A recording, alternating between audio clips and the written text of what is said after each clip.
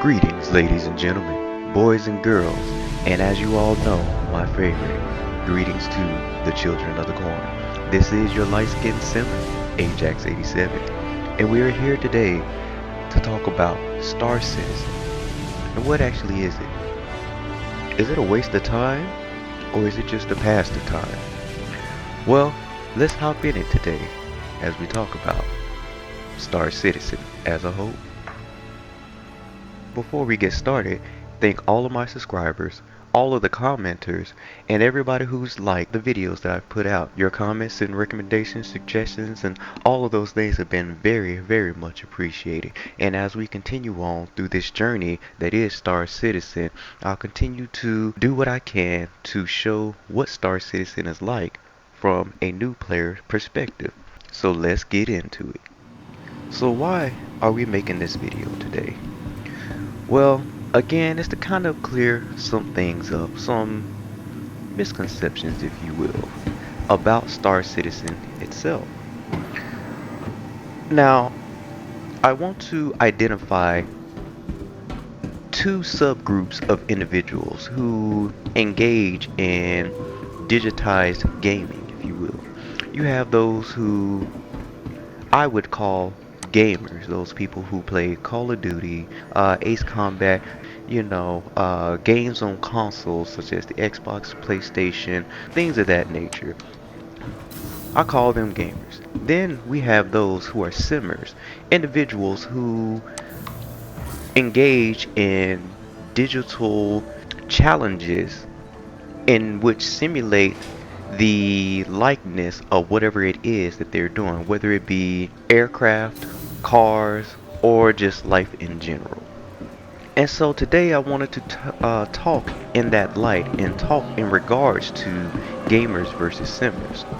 And the first area I want to start off with when we are talking about Star Citizen, whether it be a waste of time or just a pass of time, is the progression phase. And from what I have understand and what I have learned as I played is that though there are things you can do in the world to increase, let's say, constructs such as affinity or making more money or getting armor sets, I don't believe that there's no real progression in the traditional sense that a gamer would see as progressions. There is no leveling up of your character to get better weapons, if you will, or to get better armor, if you will. All that kind of comes as you play the game and you come across different areas, sceneries, and things of that nature. So in that light, I don't think there is any real uh, player progression, as it were. Now, again, you do have the Delphi, which is where you go to look at for all of your organizational influences.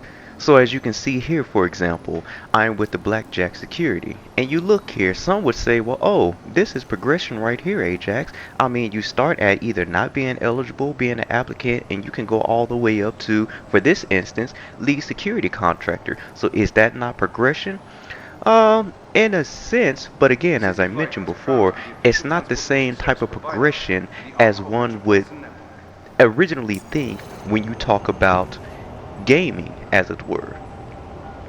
Now, with that being said, the more that you increase your affinity with each of those organizations, the more money you can actually acquire. And when I say more money, uh, there are different contracts and things that become available as you increase your infinity. And as you go through, we will take a look at the mercenary. When you first start out doing mercenary, the only thing that you have is protect the site or call to arms. And you may have the occasional boarding action if you're in the ArcCorp area. But outside of that, you only get things that'll pay you starting out 15k. And that's usually all that you get. As you increase your infinity though, you get things that pay you more funding. And as you see here, more money there. So as you progress in this mindset of it, yes, you get to do things that make more money. But what does that do at the end of the day? Does that really increase your person's level? Well, if we look at our Mobiglass personalization network, as it is referred to, there is nothing here that talks about any type of progression. Now, you can progress your crime stat, but even that gets reset over time. Now, the main thing that you can progress really is your currency, and even that resets when you purchase something. So, nowhere in your person is there anything that shows weapon upgrading, ship upgrading. Well, you can upgrade your ship per se, but that's not necessarily based off of you using a ship. It's really based off of how much money you have to Now arriving. upgrade that ship. So, in that light, there is no real particular progression, as it were. Moving on to the next thing, we'll talk about the wipes. In this game, we really can't call it a game yet because it's more of a technical test bed, if you will. It's an alpha stage, so it's not really a game. But even still, there are multiple wipes, and that is a thing that, and before I get on to the wipes, a thing that a lot of developers have been doing nowadays have been releasing half-finished games because they know that people are in such anticipation of it and they don't have patience to wait for the full thing. People know, or developers know, that people would spend money, lots of money, on a broken thing just to be able to have access to it to play it. I mean, look at some of the ships that you can buy on RSI's website. You know, the lowest being $45 all the way up to $1,100. Why would you spend $1,100 on an asset that you may not even have access to yet because it hasn't been fully developed? I don't know. But developers know that people would do it, and so they continue to do it because people continue to fall into that trap. So anyway, back to the wipes. We normally suffer wipes every time there is an update made to this particular digital asset. Whether it be the resetting of your money, the resetting of your ships, resetting of your inventory, or all the above. It just depends. Now, obviously, because this is in an alpha stage, there are things that the developer needs to do to fix to make the game run much more smoothly.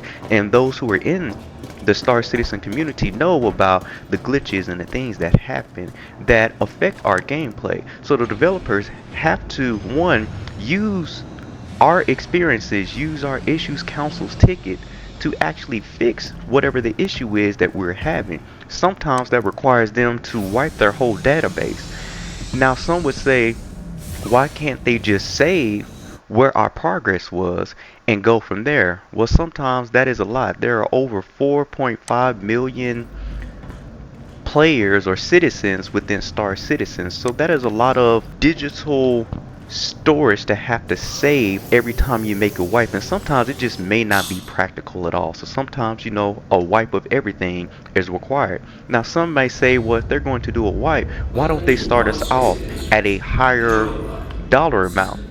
That's a good question. I don't have an answer for that. The developers might.